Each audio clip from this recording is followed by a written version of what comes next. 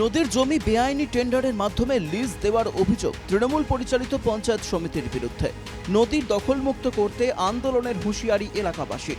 উত্তর ২৪ পরগনার বাগদা পঞ্চায়েত সমিতির সাগরপুকুর এলাকার ঘটনা।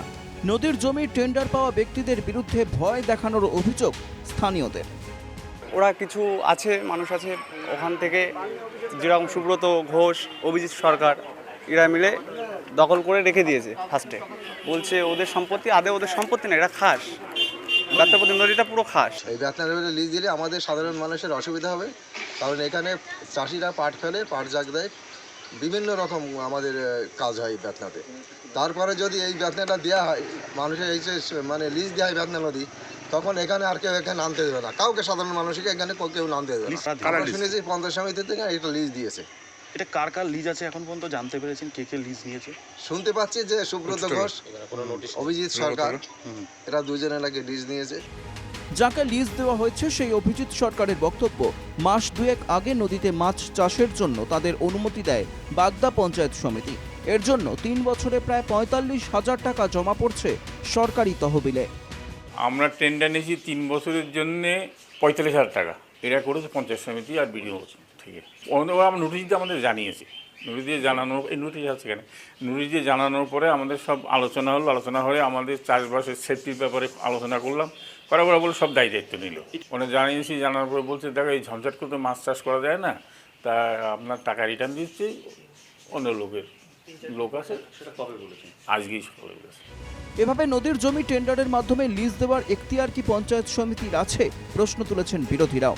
প্রথম কথা হচ্ছে, পঞ্চায়েত সমিতির এখতিয়ার নেই যে একটা নদীকে লিজ দেওয়া। তো সেখানে বড় একটা দুর্নীতি, ওখানে বেআইনি, ওখানে পঞ্চায়েত সমিতি কখনো করতে পারে না। দ্বিতীয় কথা হচ্ছে, নদী দখল, বাওর দখল মৎস্যজীবীদের, এটা হলো তৃণমূলের অধিকার। এটা তৃণমূল মনে করে তাদের বাপ ঠাকুরদার সম্পত্তি। সরকারি নিয়মকানুন মেনেই লিজ দেওয়া হয়েছে দাবি পঞ্চায়েত সমিতির। দিন পড়েছিল, ওখানে কচুরিপানায় জাম হয়ে গেছে, মশা, মাছি, ব্যাঙ উপদ্রব, সাপের উপদ্রব, তারপরে মাছের আকাল, এবং কিছু মানুষ, বিভিন্ন এলাকার মানুষ, তাদের বক্তব্য ছিল যে এইভাবে পরি না থেকে, যদি আমাদের পঞ্চায়েত সমিতি বা বিডিও অফিস থেকে আমাদের একটা কিছু কাগজপত্র দেয়, তাহলে আমরা কিছু সামান্য পয়সা দিয়েই আপনার এলাকায় চাষ করতে পারি এবং মানুষের উপকার হয়, মাছ টাছগুলো বা এলাকার মানুষ খেতে পারে।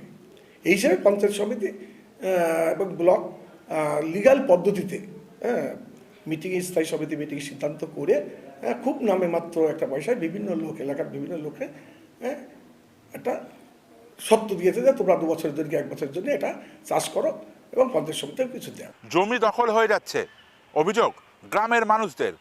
অতি দ্রুত এই জমি দখলমুক্ত করতে হবে, না হলে বড় সড়ো আন্দোলনের পথে হাঁটতে পারে গ্রামবাসীরা। হুঁশিয়ারি গ্রামের মানুষদের। কিন্তু কিভাবে পঞ্চায়েত সমিতি নদীর জমি লিজ দিতে পারে, প্রশ্ন তুলছেন বিরোধীরা। বাগদা থেকে দীপ বিশ্বাসের রিপোর্ট, NKTV বাংলা।